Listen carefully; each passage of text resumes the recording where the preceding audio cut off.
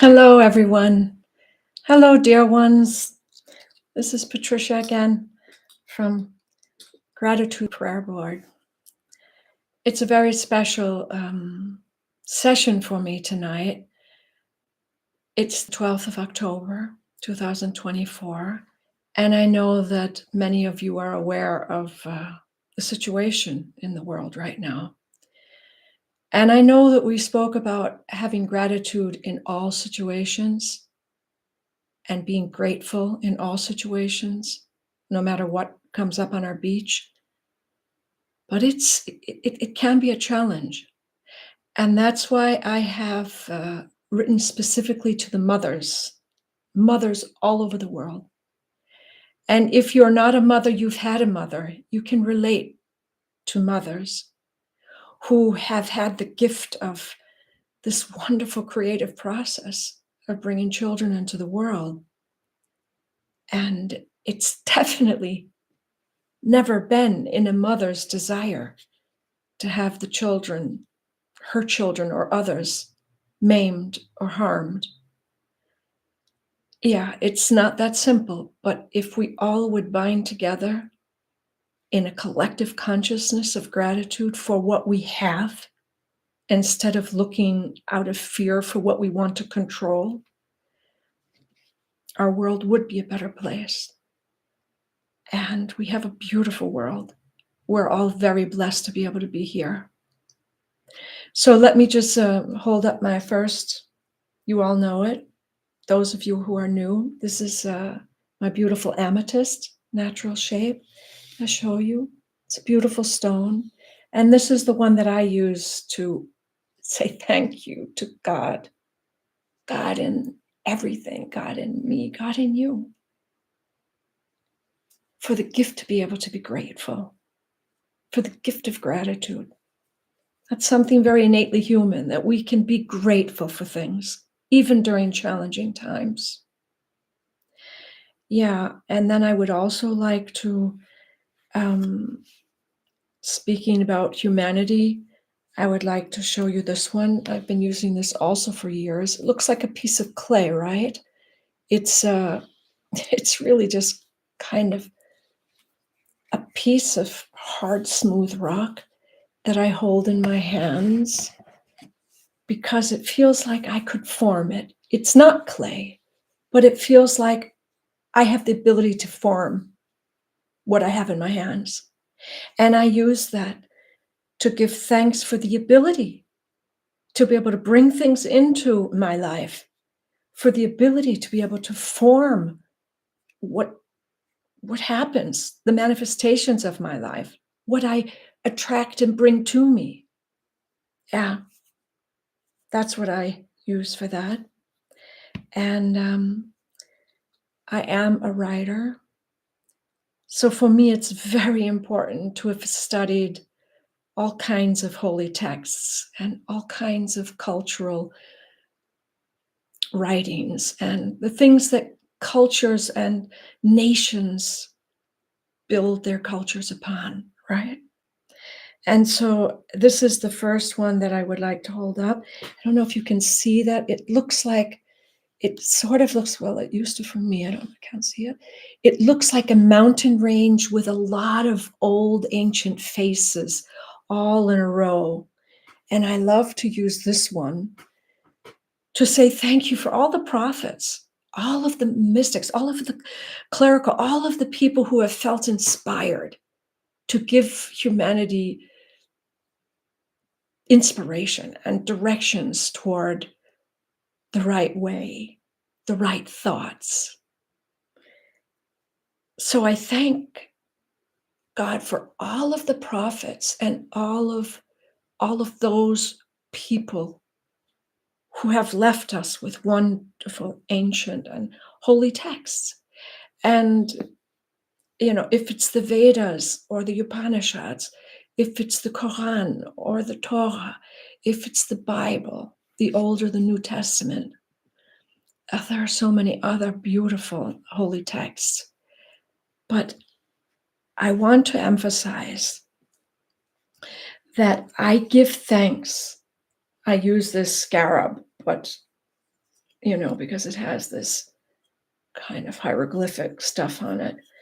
I didn't want to use a holy book in my video, but this symbolizes for me holy text, not specifically the Egyptian, but so many holy texts are based on also much of Egyptian knowledge and philosophies. What I want to say now and emphasize is, although this is important to give gratitude for, it should not indoctrinate us to keep it as some kind of a wall between other people in the world. And that's what I mean by this one. This is a smaller one. This is a little blue one. I bought that in Florida this past summer. And this is the one that I use to thank God for the wisdom that is transcendent of the words within holy text. Because holy text can be taken completely literally, as many do, and it can also be taken in the symbolic value.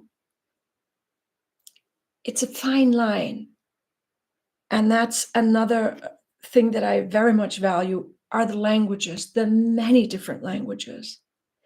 And this is the stone that I use to give thanks for all the different languages of the world, but the ability to translate them properly, right?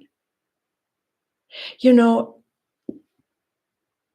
the Luther Bible, that passage of John describing what love is this and love is that. And at the very end, it said faith, hope, and it should say love. And of these three, love is the most important. In the King James Version, which William Tyndale translated all those centuries ago. I don't want to tell you what happened to him because he did that.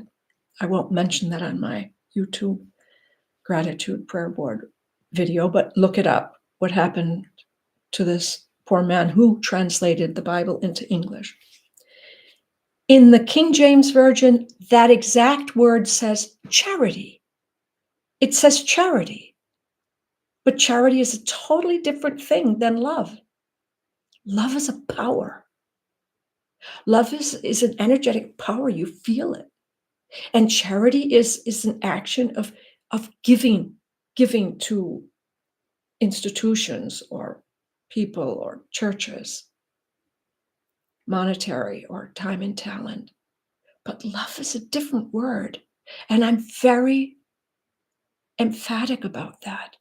That makes a world of difference for me.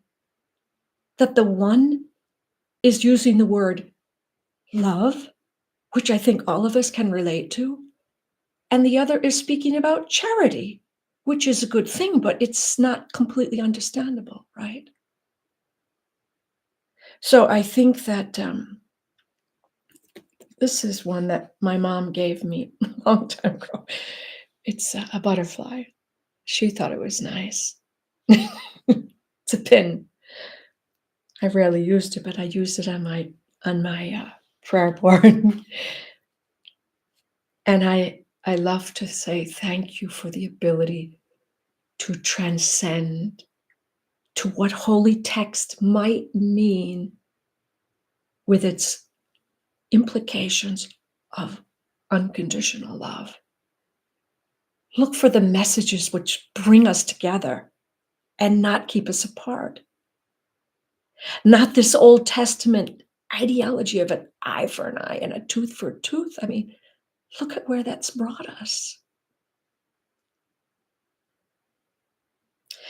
Okay.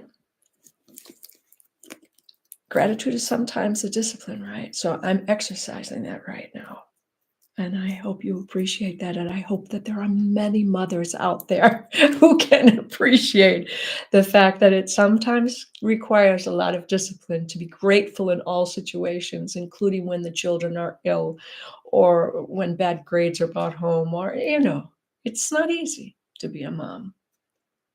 But when we are imbued with that wonderful, unconditional love, which humans actually are not able to bring about, mothers somehow are, or almost. They really are. A mother's love is just amazing. It can be. So this is another one. Looks like a Christmas ornament. I live in Germany. Looks like a Christmas ornament. It's made out of straw, and it's in the shape of a star. You could say, oh, it looks like a snowflake, but it's actually a star shape. And I say thank you for the star of hope. Stars of hope. Yeah, the hope that the transcendence of holy texts, where we look for the positive, connecting, the goodness that connects us all, should come through like this lotus candlelight, full of wisdom and full of different petals of wisdom.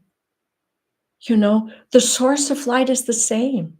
It's like the one that we spoke about a few weeks ago, the prism, the light coming through all the different beveled edges. It's the same source.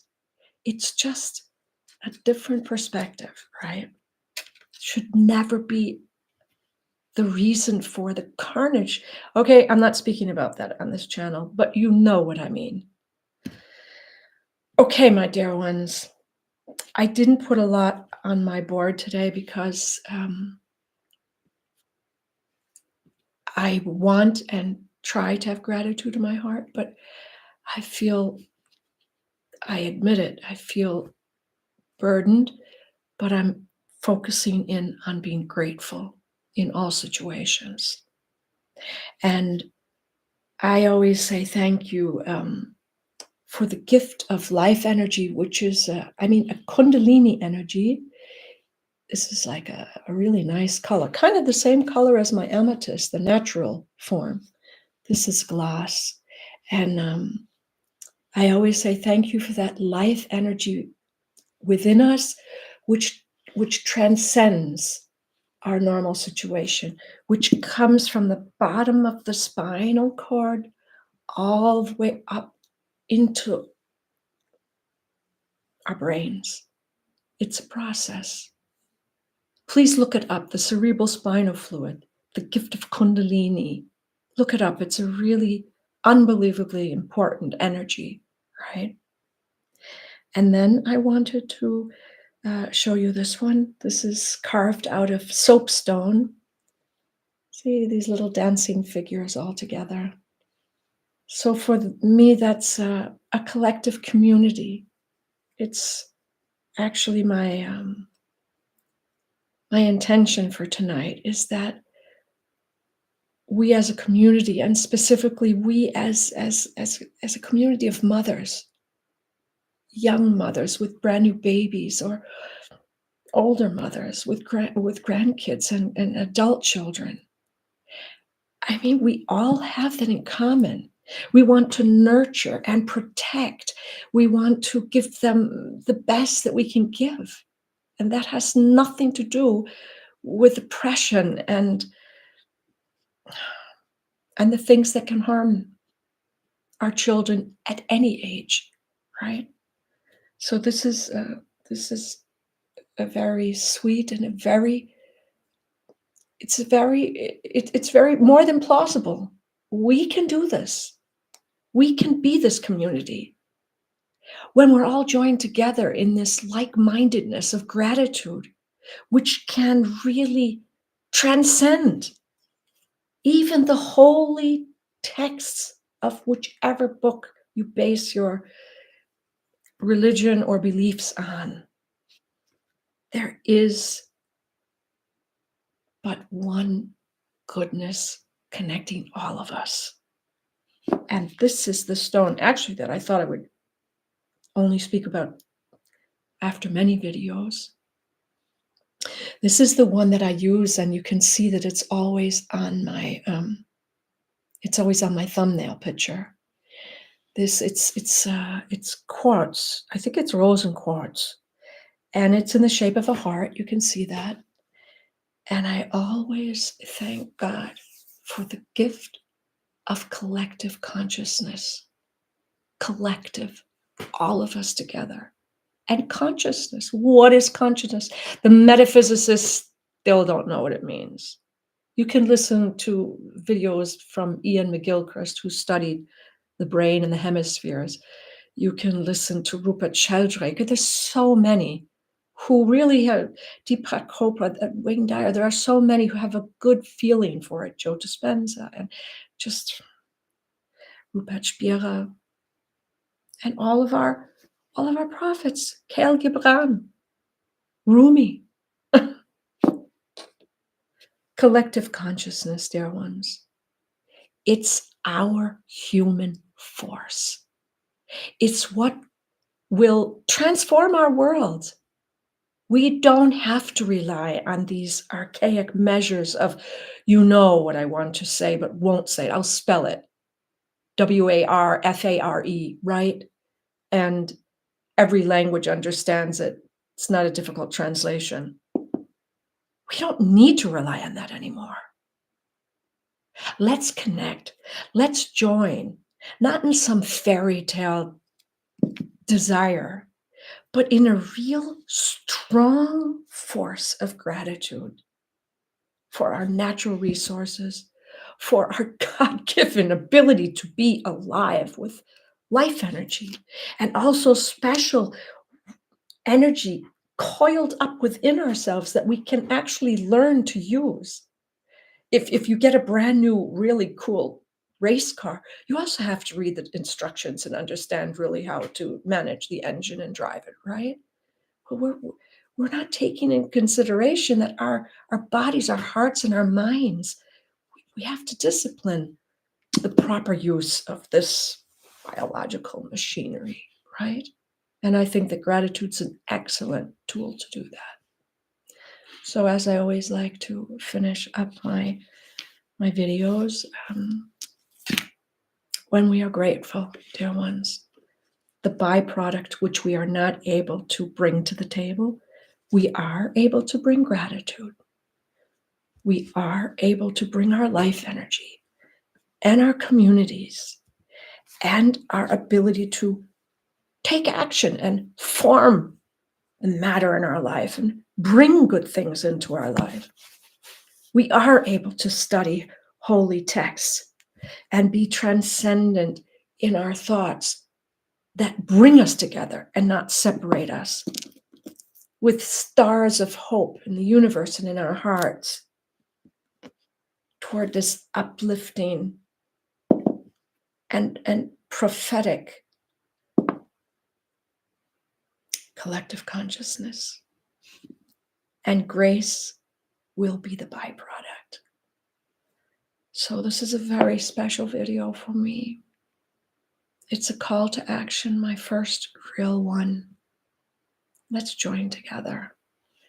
Let's join together in gratitude. It's not the only thing we can do, but it's the best first step. So until next time, dear ones, be safe, be grateful, and be bestowed with grace. Thank you. Thank you for listening, and please share it with any others, and mothers specifically. Ciao, ciao. Until the next time.